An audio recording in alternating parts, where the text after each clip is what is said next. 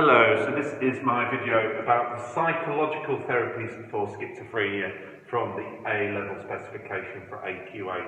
If you missed the the biological therapies video, that was on previous week and uploaded last Monday. Okay, one of the main psychological therapies for schizophrenia is cognitive behaviour therapy, or CBT for short. Those of you who've looked at it as part of the psychopathology part of the specification, then you will recognise that it follows the ABCDE method. Okay, so what is happening? We're looking at a person's thinking, and we're disputing their beliefs and challenging their beliefs. So what CBT does, it identifies a person's irrational thoughts, and then it helps the person to dispute that belief.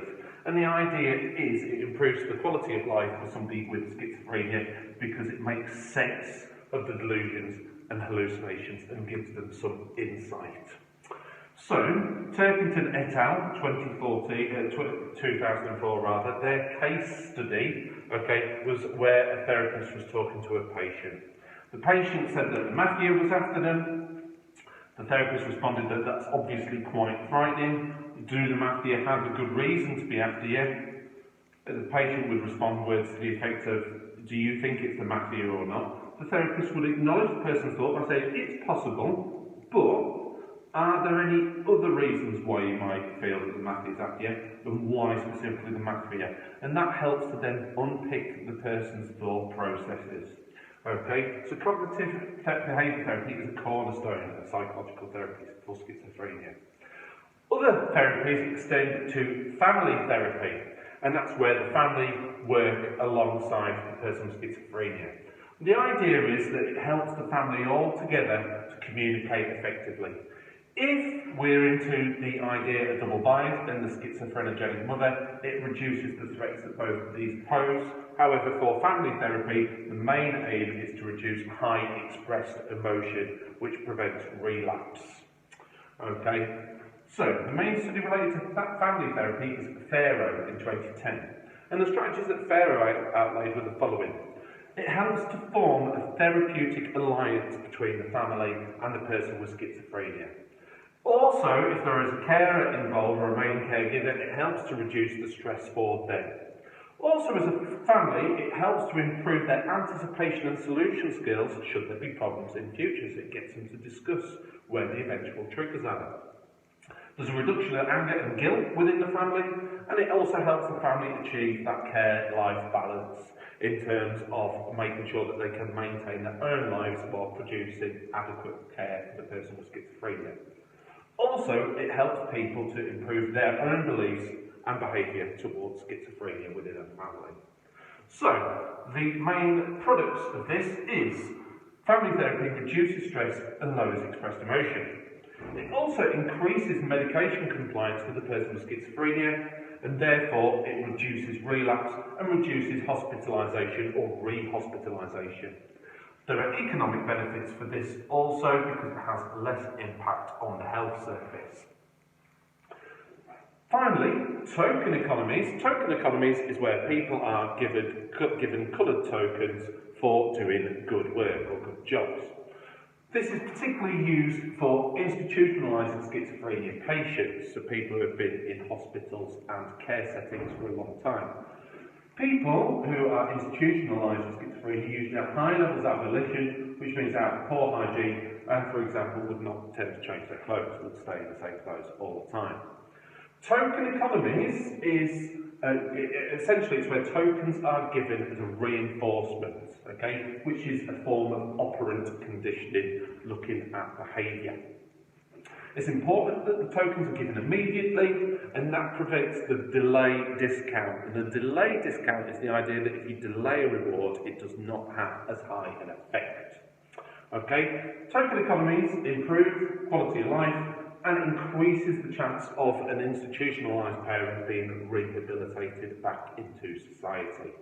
The tokens are cashed in, and that's secondary reinforcement. And it's the idea that your token is the primary reinforcement, the secondary reinforcement is the gift or the tangible reward after.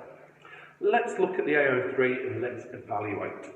So Jacquard et al. In 2004 did a meta-analysis of 24 studies. Meta-analysis looking at many studies and doing an analysis. And what they found is with, let's make sure that I get this right, with CBT, the patients were better off for having CPD, and in terms of significance, that was less than 0.001. Now, in terms of P-scores, we look for a value less than 0.05. So very successful, very reliable set of results. Thero et al., in terms of looking at studies, found that family therapy improves quality of life and does reduce readmission. However, across studies, it's been found that inconsistent results, so there is a weak evidence base for family therapies. Also looking at a different study, McGonigal and Sultana in 2009 had a look at token economies specifically and had a look at lots of studies. They only found 3 studies that use random allocation. So that's where you allocate patients with schizophrenia and patients into a control group at random into the different conditions. Okay? And across the 3 studies, that was a cumulative total of 110 patients. Only one of those 3 studies showed improvement due to token economies.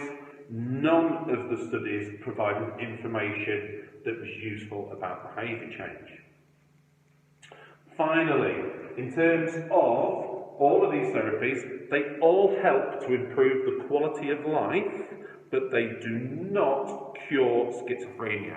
So they're there as an assistance, but they're not a cure. What we also need to have a think about is the ethics. If you have got a ward of patients with schizophrenia in an institution, that could potentially be unethical if you're using token economies. It may not be a level playing field. Some people may suffer schizophrenia and symptoms in a harsher way than other people. Some people might experience it more mildly. Therefore, some people might not get access to the tokens, and that could be discrimination for people who are really struggling with their schizophrenia. Also, CBT could be seen to be unethical. What happens is, with disputed beliefs, you're challenging people's freedom of thought. Okay? So, for example, you may think that we operate in a controlling government in the UK, where they're controlling bits and bobs. Okay? So, you may influence, consciously or unconsciously, people's political beliefs. Okay? Which would be unethical. So, in terms of CBT, we've got to take that into account.